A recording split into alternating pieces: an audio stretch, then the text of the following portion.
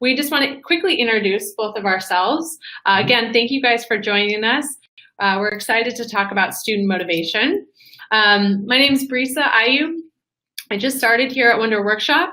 I'm the Senior Marketing Program Manager.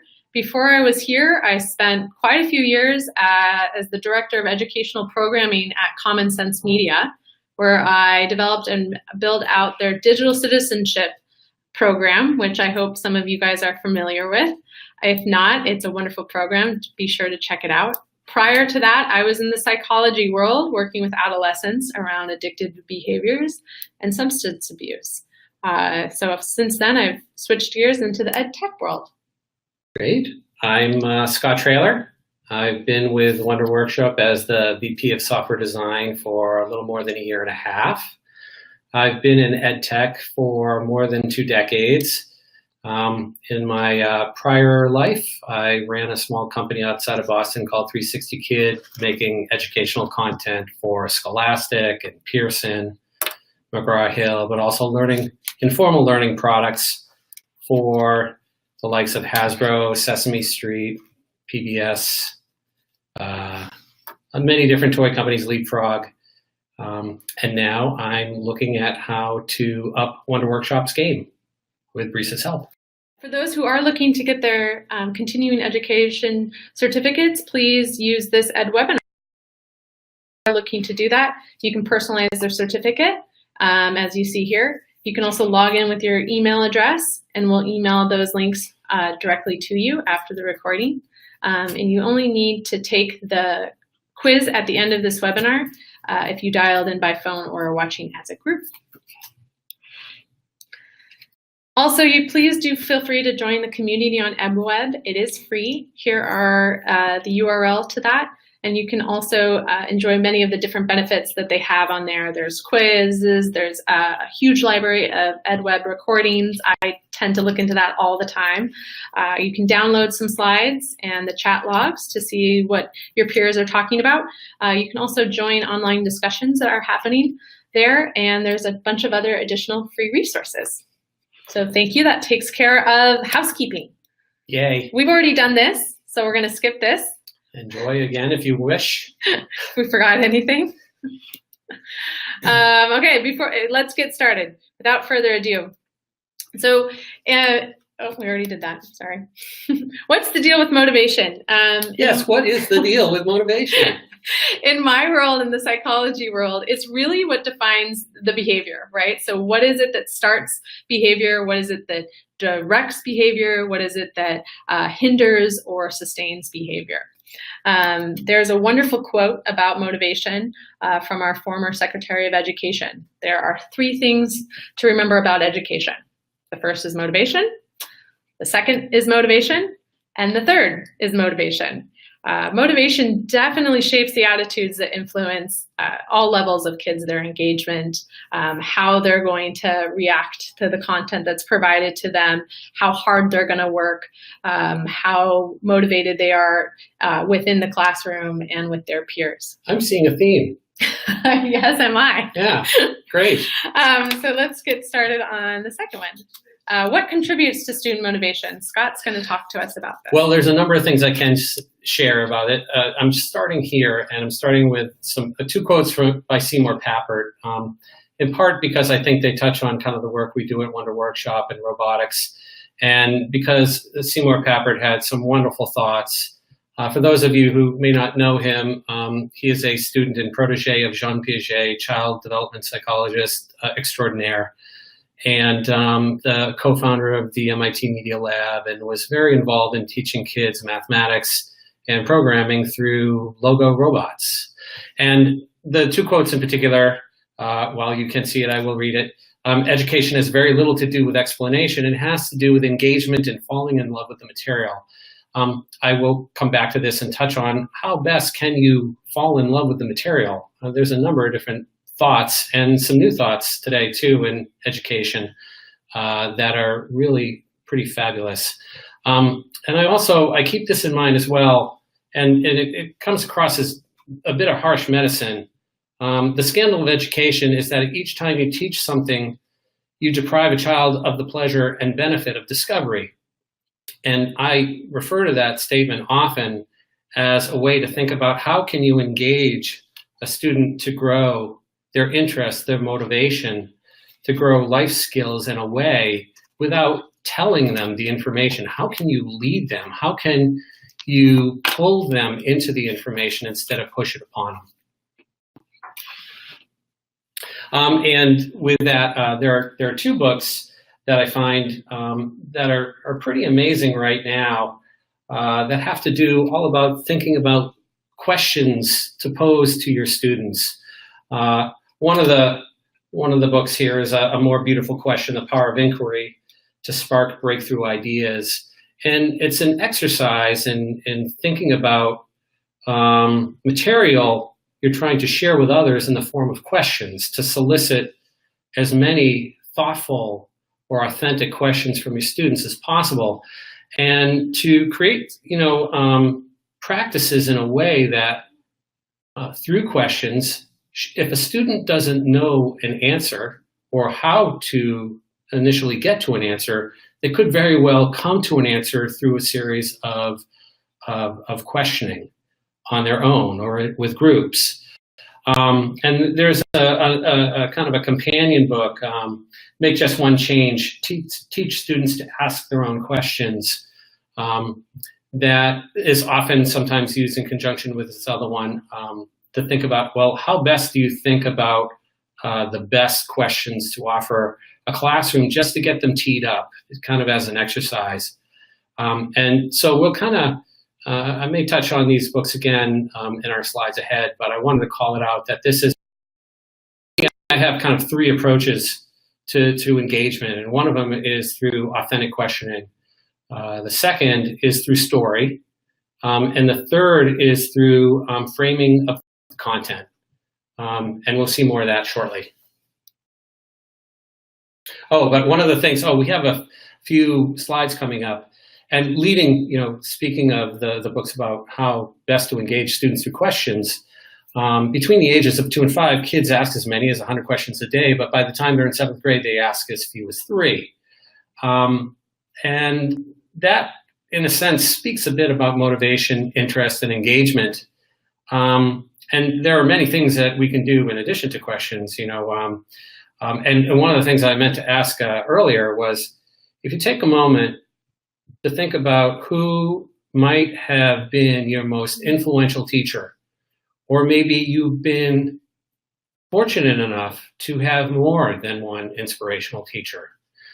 And if you think, let's see the text chat, everybody can see that, right? I do, yeah. Okay, a so 3-year-old, that it made me giggle just thinking about that. Why? If you can think of a word or a few words to describe that person. Oops, we froze. I think we're frozen. Okay. If you can think of a word or a few words that best sum up what engaged you about a mentor or a teacher of yours, add it in the text chat. Oh, okay. So I see some people have heard the question, and I would imagine passionate. If you a teacher that stands out in your mind most likely is passionate, or thinks genuinely of your responses, or doesn't care if you don't know the answer but is willing to help you get there. There's probably many great things that that you could say about mentors that you care about that influence your teaching style. And I know for myself, passion has always been one of the bigger ones. And the ability to tell story or captivate me through the material. And this goes back and speaks to that first quote that I mentioned about Seymour Papert of, create a love for the material. So I'm going to show a couple of slides here, and this first one here is from the National Center of Educational Statistics. It's an older study about how students, as they age, progress in reading and writing. I believe it's a 2009 study, the Nation's Report Card, and you can see, okay, of course, as they age, they improve. But if you move on to the next slide here, There was another study done by the same group a little earlier about how often students ask questions. And you'll notice that there is quite a drop in the amount of questions that students ask as they get older. And I'll leave it for that, and we'll return to this in a moment. So very similar to what Scott was just talking about, we see this type of regression, if you will, in terms of engagement and perseverance in the face of challenges. So 8 out of 10 elementary students learn with that positive emotional tone. They're excited, they're interested in their education and questions and curiosity. As we move into older students, 6 out of 10. And then in high school, unfortunately, 4 out of 10. So this is very much mimicking what we're seeing in terms of the other research that Scott was just referring to. And the Gallup poll ran another study just a few years ago about student engagement and how engagement declines as students progress through their grades. And I've taken this data here. And I will point out, why don't I point out on the next slide, if you layer this on top of the next slide here, you start to see some sad facts, I think, that, when students are less engaged, they're less likely to ask questions. When they're asking less questions, they may be less involved in the material. And so certainly there's an opportunity there to take advantage of this. And before we move on, I just want to call out, one of the things I didn't mention in my bio is that a lot of my thinking about engaging students comes from a very powerful learning experience that I had when I was younger. I went to a summer enrichment program called Exploration. It was held on the campus of Wellesley College. I went to Wellesley College for 4 summers, and it was unbelievable. And the teachers there of this exploration program taught in particular ways, with story, with questions, with framing content in ways that are appealing. And they happen to share these slides with me, though they're available through these research reports. They're the ones that are kind of piecing it together and layering it with the other engagement information. So I just wanted to call that out. And to be completely transparent, I ended up working there for many years. And I'm currently a trustee of the organization. I've been a trustee for 12 years. And this is something that I help within the organization promote. And the organization promotes through their own curriculum, that these are some key ways to keep students interested in material and excited throughout their life. Which is all very important. So thank you for sharing that, Scott. And as we go into what are some of those additional key ingredients that really go into motivation? And, I'm going to actually turn off our webcam because it seems to be interfering with the connection. So I'm sorry you're no longer going to see our lovely faces, but you will have our slides. So hopefully that helps. Some of the key ingredients, a lot of research that has come out that contributes to student motivation that have been identified are these, and we'll go through these a little bit more in detail throughout the presentation. And although some of them are weighed in terms of difference, in terms of importance, slightly different, there is definitely a universal agreement that these have something to do with motivation. So the first one is the student's belief. So this is how a student believes, or whether or not he or she can do the work. And this is another side of the student's perception of how they fit into the school's culture. So what perception is or isn't of that particular culture, do or do they not belong within that space? And again, so that's the belonging. Do kids feel like they belong in the classroom, in the school?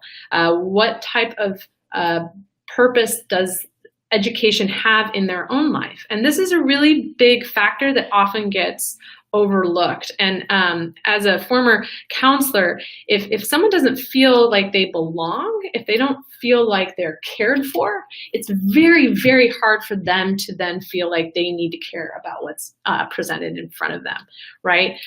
So there's definitely some simple ways that you can cultivate this sense of belonging. And we'll talk about a couple of those, but simply using eye contact, smiling, using a student's name when they walk in. And another really powerful one is showing when a student is gone. So have they missed some classes? Have they missed some days? Were they sick? Identifying to them that, wow, you were gone and I missed it, or you were missed. And let me make sure that you know that you were your absence was noted. The second is their sense of control over the world, right? So this is their mindset. We can talk about this a little bit further. And the third is the understanding of the value of the work that they're tasked to do. So what is the meaning that they get out of it?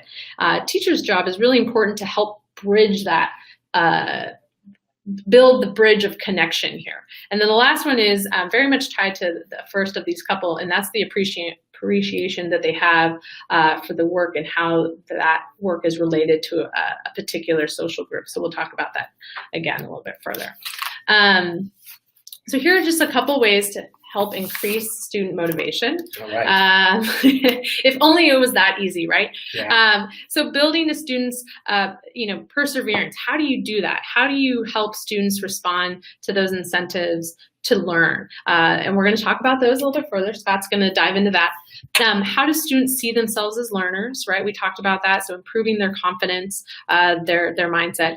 What do students consider to be the place of life in school? I mentioned that just quickly, but that comes into play with that sense of connection and the relationship that they have with education and with their classroom and those around them.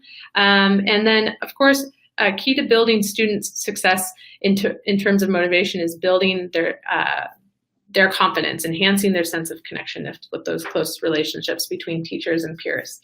And we'll look at that all moving forward. So here, how about some things that hinder motivation? Oh, well, these are also big. yeah, well, they are. So toxic stress is the first one. Again, something that tends to be overlooked with educators, with districts, and with parents, with all of us in society, right? If a kid has a ton of life experiences that are occurring both in and outside of the classroom, that can lead to the student's distraction. It can lead to lack of self-control. It can also lead to distrust, all of which can lower their motivation. So think about it. If a child's needs, their basic needs aren't getting met, and they're coming into the classroom and then we're asking all of these different things of them, it's really hard for them to literally have the mental capacity when they're preoccupied with these other stressors. So to try to keep that in mind, try to meet the kid where they're at when it comes to that. And we'll talk about that too, of how can you at least acknowledge what they're going through. That also is going to just help drive the connection between you and your students and build that relationship that will also help foster their ability to be more motivated towards learning. A fixed mindset, right? We're going to talk about this, the difference between a fixed and growth mindset. And we'll go into details with that. Too many choices. Like we often live right now in a world of too many choices, that paradox of choice, right? So having too many options in front of us can also be paralyzing for kids, let alone adults. I know it's, gosh, I go to the grocery store and it's like, which cereal am I going to take? Oh, yeah, please. Right? So it can be hard.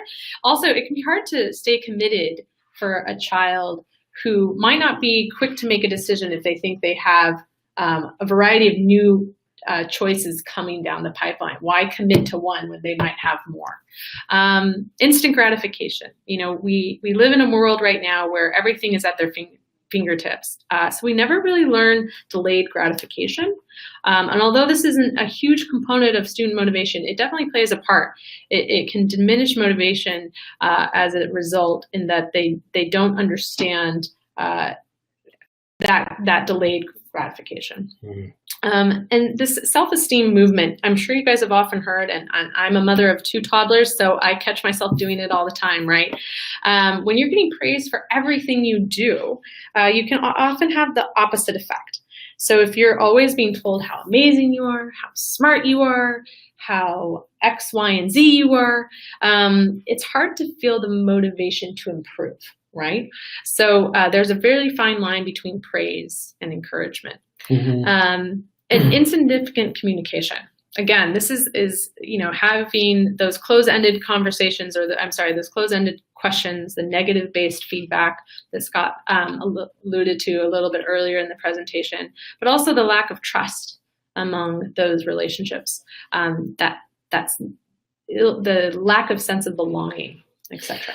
Before we move ahead here, just because I see, Brody from Maine mentioning like, well, what's a happy medium when there's too many choices? And I see somebody else saying that too. And, I don't have the perfect answer, but I have an observation.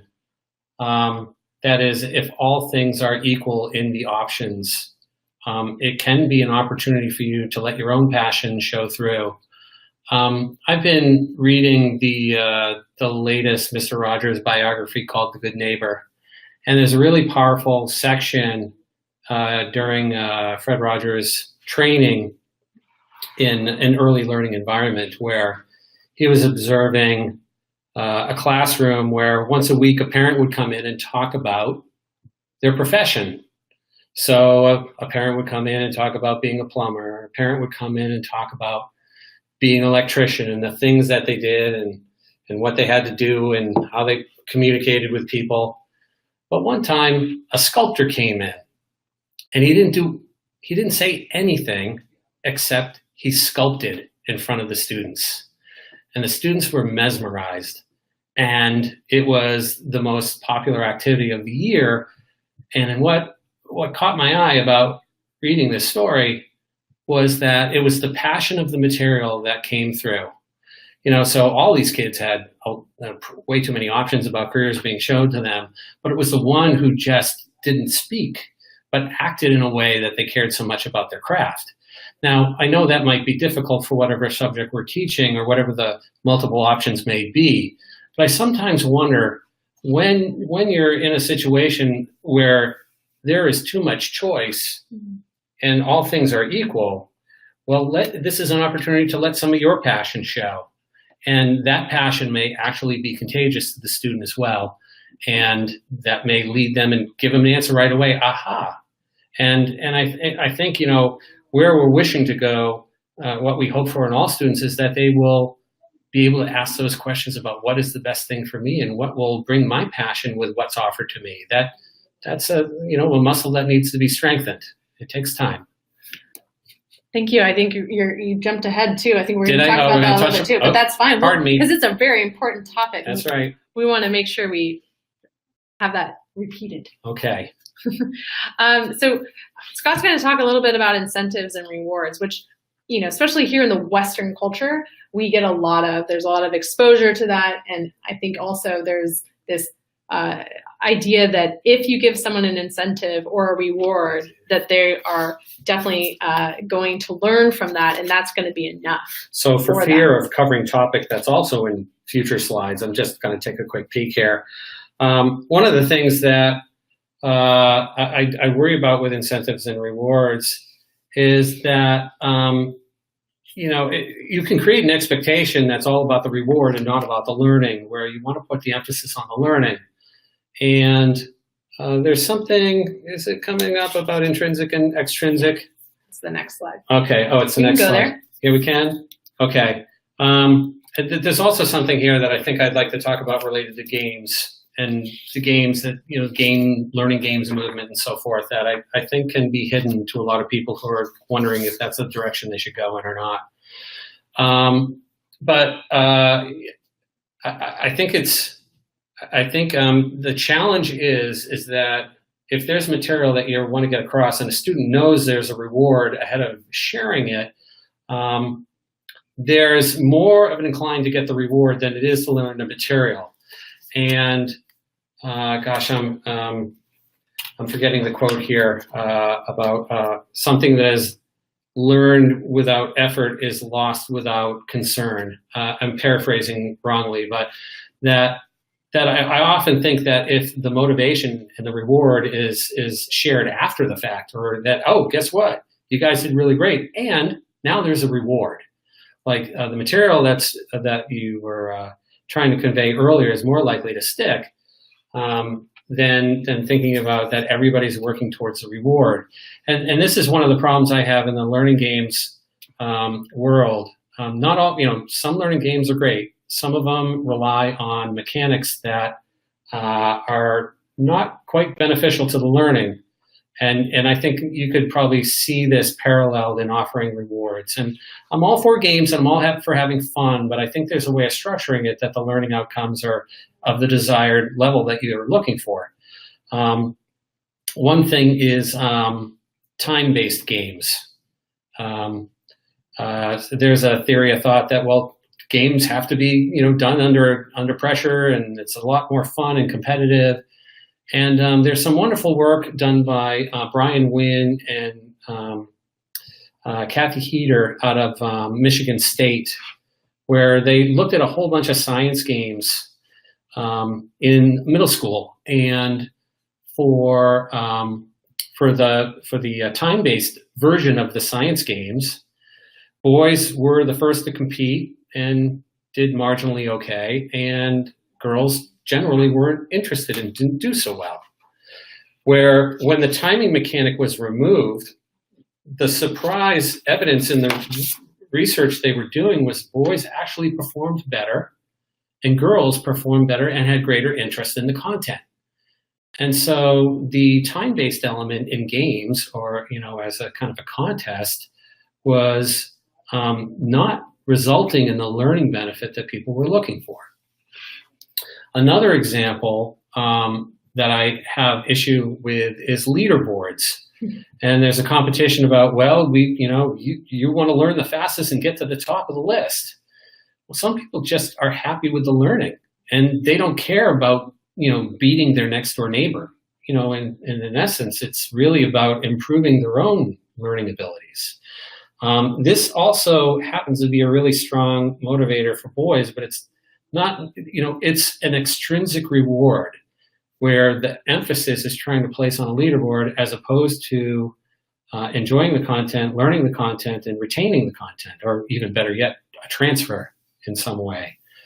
So that these are some things that, when thinking about rewards or games, to keep in mind that is the method in which you're trying to convey the material based upon extrinsic rewards as opposed to intrinsic interest. Hopefully I haven't jumped too far ahead in our deck here. No, you're doing great. And I think this is all leads us into the next point of mindsets, right? And how they're tied to motivation. I'm sorry, I saw this and I thought that this was very perfect for our presentation. If you were able to believe in Santa Claus for like 8 years, you can believe in yourself for like 5 minutes. If only it was that easy though, right? Believing in yourself, I think that that's a term that gets thrown around a lot. Well, it's just as easy as believing in yourself. And yes, that has something to do with it. But again, motivation is really shaped by the attitudes that a student has. And students who aren't motivated have a really hard time learning effectively. They have a hard time to take in that information that's provided to them. And they're often those students who aren't willing to participate in lessons or become problematic in their behaviors. They're passive, they give up easily. This is what you guys might be seeing in your classroom, right? I'm sure we can all identify some of those students. And then I'm sure on the other side, you see some of those students who are really motivated, generally really positive, they're enthusiastic, they're optimistic, they're curious, they're interested. And if you were to look at some of those students a little bit further, you might see a difference in their mindsets. So for a lot of those kids, where they have a growth mindset, you hear comments like, oh, well, failing forward or failure is an opportunity to grow. I wish my kid would say that, right? Mm-hmm. But, challenges are what going to help me move forward. I'm going to learn from that. Like I like to try new things. There's a program we'll talk about later in this presentation, our Wonder League program, where we often hear kids saying, I like when we make mistakes. I get to learn from it. I like when dash or dot goes X, Y, and Z, because we take it back and we tweak it. You get to see that growth mindset that with effort, their ability to perform and learn improves. Now, those students where they have more of a fixed mindset, this is really where they feel like they could be bad at something, that even with all the hard work in the world, it's really not going to make a difference. And you can also see this with kids who feel like, well, I'm smart, I don't really have to try that much harder, right? So this can go both ways. You hear this too with kids who are saying, I'm not a math student. I remember that growing up and saying, oh, I'm not this or that, or I'll never be good at science, right? And so, or I always get A's, so I must be really intelligent, right? Mm-hmm. Both can be really damaging. It can also result in kids giving up or maybe not trying to take risks, fear of looking less smart in their peers or in front of their educator, or simply just passing at the first response of not being good at X, Y, and Z, like I said before. So students with a growth mindset, they're going to ask the teacher to demonstrate something. They're going to volunteer questions or answers in a classroom. Even if it sounds stupid or basic, they're willing to take that risk. And those are the things we want to promote, right? That ambivalent curiosity without fear of looking stupid or down upon by their peers and their teachers, right? They're doing all this from kind of they feel safe within the environment.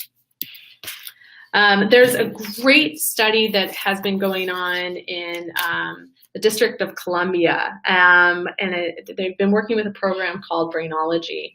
And this was in part with, I'm sorry, I'm totally blanking on her word. Oh, it's a curriculum developed by Dweck, right? Carol Dweck.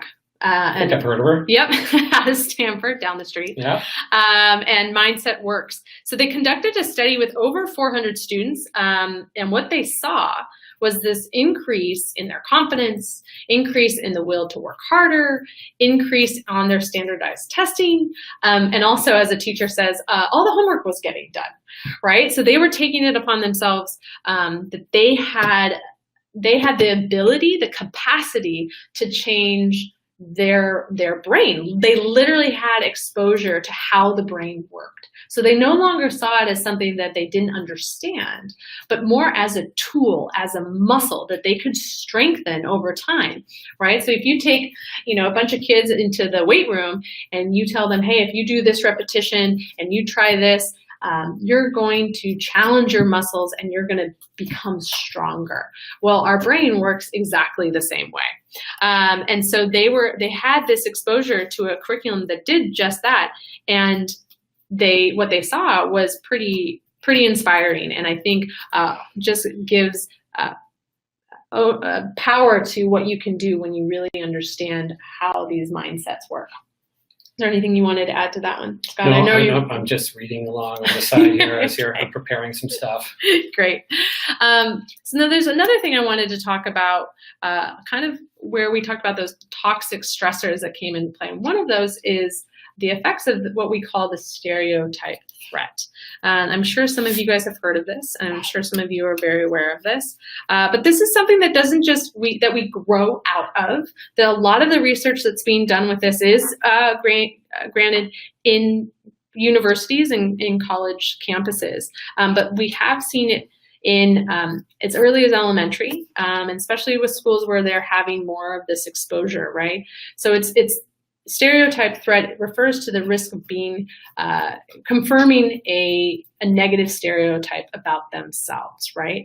And so this research supports a link between mindsets and stereotype threat, meaning that people can be at risk of confirming these negative stereotypes. So Berkeley and New York University showed that even the act of checking a box to indicate your race or your sex can trigger stereotypes in students' minds, and it can actually affect their academic performance. So what is happening is those stereotypes are not only distracting the individual with the worries about conforming to that stereotype, much of which is happening unconsciously, but it's taking up so much of their cognitive capacity, we call that the cognitive drain, that they often don't perform as highly as they could. And so We often see this with minorities, right? This happens a lot in Hispanics, students from low social economic backgrounds. We see this a lot with females in math. And actually I was just reading a paper in regards to that particular demographic, girls and math, and they were saying that they don't see it as strong as they would see it with other groups. And they think that that's because it's become so ingrained with girls at such an early age that it doesn't have nearly the effect. Let's see if I'm saying that right. It does have a huge effect. It doesn't show up as strongly because we think it's become so ingrained. And so what do you do about this, right? How do you help this? You build stronger relationships. You give these kids more exposure to people in their world that they can then see themselves in, right? So if you're going to a campus or a private school or a school where you don't even see yourself in the educators around you, you don't see them in the community or the culture around you, it's really hard to feel as though you belong in that community, right? There's several programs that we'll point to at the end of this, but one that's exploring this and doing very, very well is BAR, which sets for building assets and reducing risks. So it enhances the relationships between teachers and students, and it helps improve those student connections to school and thus helps aid their motivation to learn. So here's a big question. How can you actually meet your kids where they're at? This is something that you can start today with your kids. All right. Oh, I think that you're taking this one, Scott. All right. Let's see here. Give me just a second here. One of the things that in meeting students where they're at, it does require you as a teacher to know more about your student and be willing to take some chances. In particular, I think if you know your content intimately, and you can oftentimes tie it with another passion of yours, and that will come through as passionate to your students as well. But I think about it, I just saw Catherine from Indiana write a little earlier that how frustrating math was for her in K-12, and when she got in college, it was a different story. And I often tell people I'm a big math guy. I love math, but I've had, like, I remember one teacher that used to create little songs out of the equations he was writing on the board. And, at the time, we all in the class thought maybe he was a little goofy, but like, I can sing those songs now, and I can do math equations, certain kinds of mathematics that I couldn't do otherwise if I couldn't remember these songs. And I have some other unique thoughts about making your content your own in such a way that children will remember it and remember it for decades. I'm going a little off script here related to this slide. That's okay. But in particular, thinking about interests of students, and this next slide here, as I mentioned, where I've come from before, I worked with an organization that took great chances in creating very appealing curriculum for students in middle school and high school, and they also have a case second through sixth grade program as well. But I remember classes being offered like this one here. Anybody can teach world economics, and you teach world currencies, trade agreements between nations, and stock markets, or with a slight spin, you can teach the same information in a post-apocalyptic economic world. And all of a sudden, there's something unique, and there's something like, oh my gosh, all the zombie movies and shows I'm watching. And I'm not saying you race right out and do this, but it actually does amazing things for conversation in the classroom and creating engagement. That is if you really know your material. But I've got some other ones too.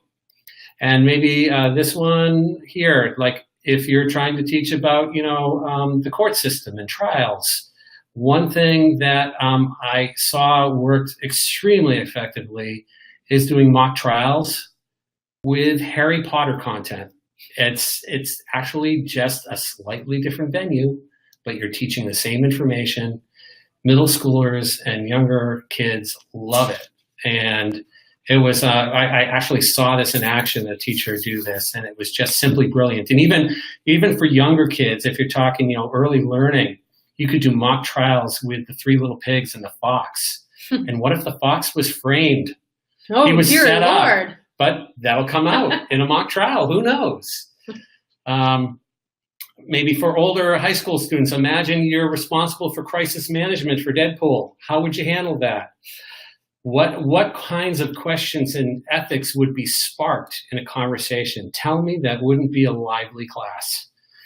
It takes some courage, but it's something that I've seen work fantastically. Or something simple about making ancient weaponry and mini creations of medieval castles and such. I've seen other classroom teachers do something like this, and there's a real maker component too. But there's a medieval history lesson in every class, and I think about the things that maybe I've been away from the classroom for a while, but I remember where finger skateboards were being confiscated on a regular basis. And I thought, like, wow, what if they turned it into a finger skateboard geometry class? Or those fidget spinners, there's got to be some physics lessons in there. There has to be. Or I know for a fact, statistics and probability with Pokemon characters. Like, you may not realize this, but that game is so steeped in statistics and probability that kids who go into college who are real fans of the game, you may think it's not worth anything, but it's amazing the kind of analytical minds that they do have when they finally get into college and have STEM careers. I'm just sharing these as suggestions for thinking out of the box. Like, if there's content that you know intimately, and look at your classroom, or try to frame something in a context where a hard to reach student really is a fan of something or admires something. And it does take some effort to get to know what that content and what that world is like, but I bet you'd be able to figure out how to deliver that content in a very unique way that'll catch their attention, and most surprisingly, probably turn you into that passionate teacher that touched them. And something else that's going to come from this is building that relationship, right? Mm-hmm. You're not going to know what's going to drive those interests of your kids unless you ask them, right? You're going to have to ask what their interests are so that you can build these types of very exciting and welcoming types of curriculum, right? And so I've heard from some colleagues and some prior educators, having an interest board or having a questionnaire at the beginning of the year that lets you understand where your kids are coming from, where their interests lie. Then you can kind of pull from that over the year of, okay, I know that Johnny over here is interested in X, so I'm going to try to build that in, or my other student over here is interested in this, and I'm going to pull that in. And I guarantee you, those kids are going to notice that you took interest in what they're interested in, and it's just going to help build those relationships, that sense of belonging, that sense of community and camaraderie. It's all really important as you think about how you can help your kids become more involved in the classroom and the discussions. So what are you going to do with all this? I don't know. Well, I hope you take it back with you to the classroom and try some of these out. Now, there's a couple of different strategies we have in here that you can take in review. Oh, and if I may interrupt for a moment, I believe there was an article in Fast Company today about other. I haven't read through. It's a very lengthy piece and lots of links about how best to motivate students. But I believe it was in Fast Company today. Let's see if I might be able to find the link and share it in the notes. Yeah. So, become a role model for your students' interests, right? We just talked about this. Make those lessons personable. Help them show that energy and that enthusiasm. Again, like Scott said, if you're passionate about something, even if the kid isn't passionate about it, they're going to see how you react to the material, and I guarantee you they're going to at least try to find some middle ground there, right? That can be very contagious. Get to know your students, right? Not only about what their interests are, but what their concerns are, what their backgrounds are.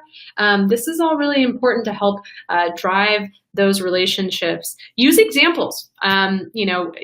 Do this with a bunch of different opportunities, right? Showcase a concept or a technique in a way that can inform the student about how they can take this concept to something else. Use a variety of different student active teaching activities, right? Teach by discovery. Don't just get up onto a whiteboard and write stuff out. Let your kids explore. Let them get their hands dirty. It's really important for them to have those different types of interactions. Set those realistic goals too, right? Nothing is more discouraging to a kid when they have some type of goal that's just not realistic for them to achieve.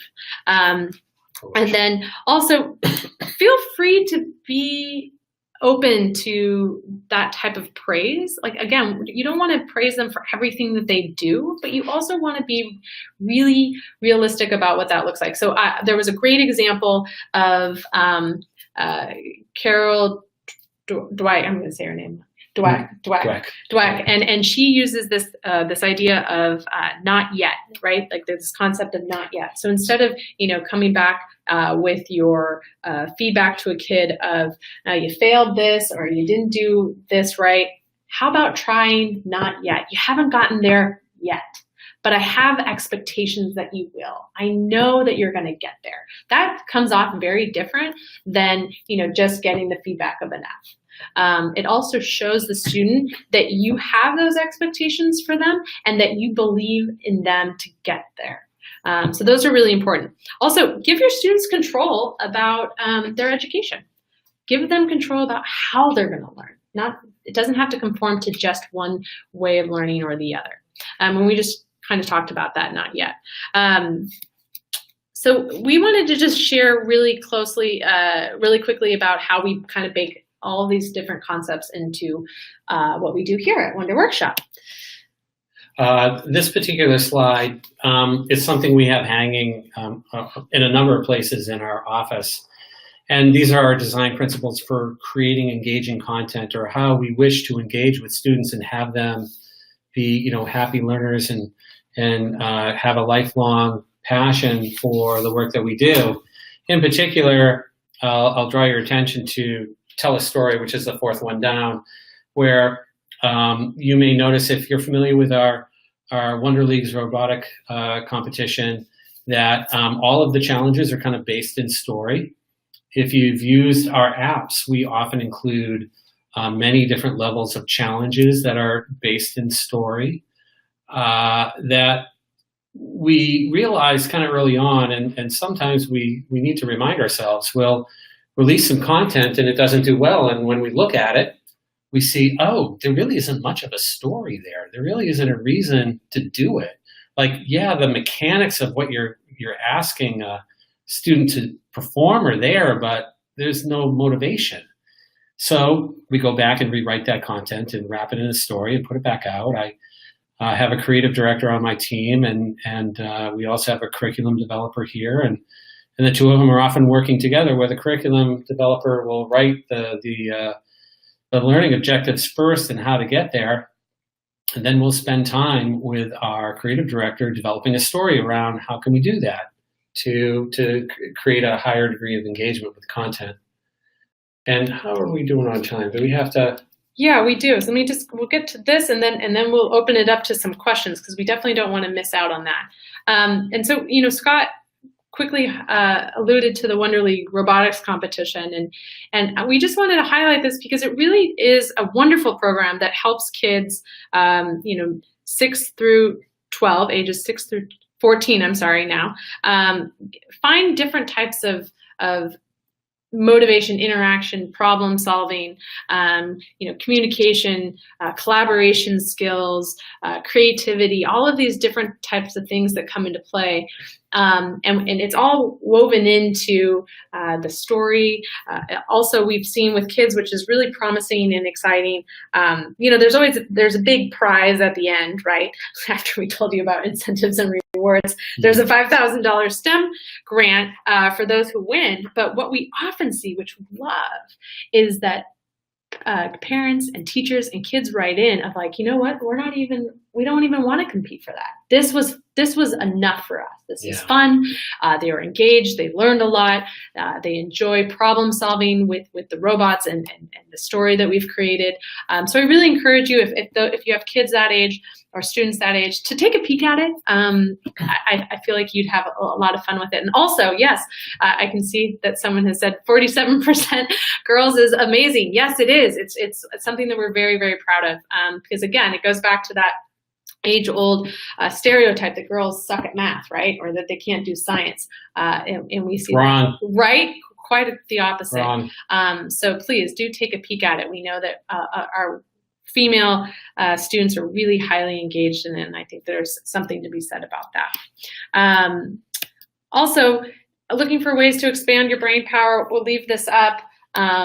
There's a couple different resources that we wanted to highlight. We spoke about BAR here. There's some other programs that are doing the same thing, Tribes and Check and Connect. Also, we've referred to a couple different things about mindset, that you can find that here, the power of believing that you can improve. And maybe we can let me just put that article that Scott just shared with me. What's that? Oh, there it is. Into the chat so that you guys can check this out. Give me 1 second. Here you go. Ironically, yes, I'm reading the news this morning and I see this and I'm like, oh, how timely. Yes. They have a few worksheets about motivation that I think were helpful, but maybe a little overboard, but nice to see some ideas. So we wanted to quickly go over some questions before we're up on time. So let me just pull a couple of them out here. There's one is there any in here, Scott, that? One says, why did the numbers go down in high school? But I'm not sure. It may have been related to the earlier chart. So there, although this isn't my research, so I'm not completely steeped in it, there's a couple different things that could be contributing to that. One is different types of outside stressors that are coming into play. We often see there's different types of cultural expectations that high school, like a graduate, is really not needed. We also see there's a huge number of added, how do I say this, barriers that come into play too, right? That high schoolers are having to deal with. And I think also, lack of a better way of saying this, I think the curiosity has been beat out of them. Yeah, I think there were some other studies too that talked about whether a student believed that the teacher was really listening to them.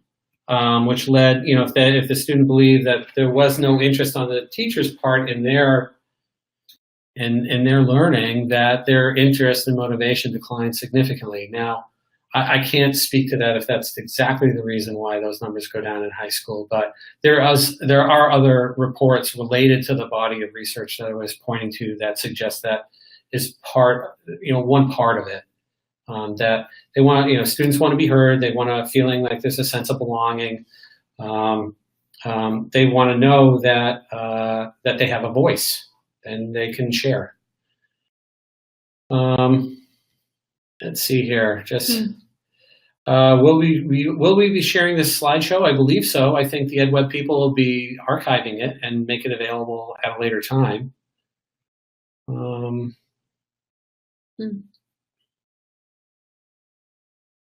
Sorry, we're just reading through some of these questions. That's really interesting. A question about motivation versus the question chart. Would you say that motivation declines as a result of being less inquisitive, or is it the other way around? That's a very good question. The data that's coming from, forgive me, I'm trying to remember the new group. There's a new question movement in an institute somewhere that is behind the first book that I referenced, where they're saying that the more that you can create a disciplined practice in students of asking questions, the more interest and motivation that they'll have over time. So that suggests if you're able to do that, that the questions would only increase.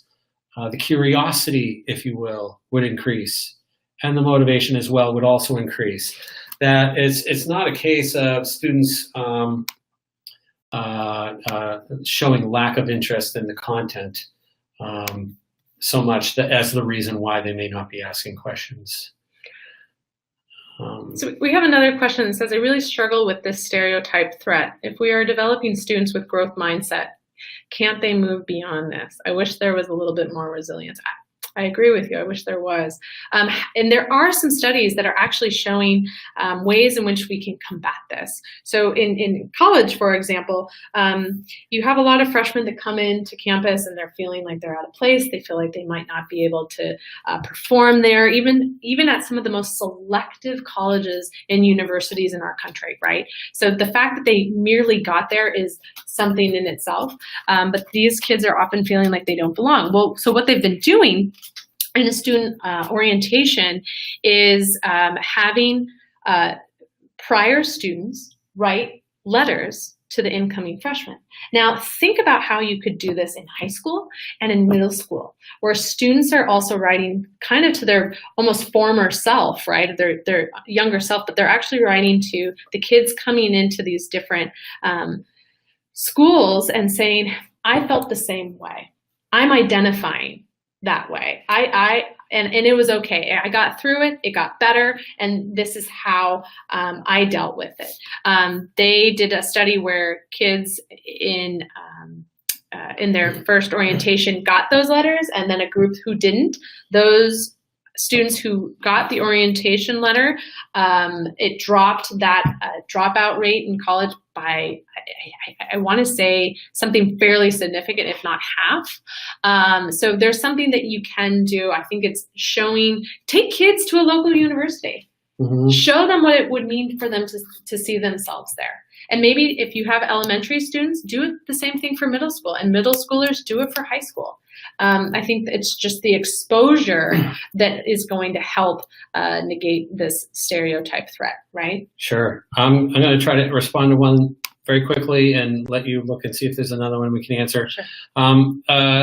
This is from Catherine from Indiana. How would you encourage a student who loves the subject of chemistry, but yet struggles with the difficulty of creating and reading formulas?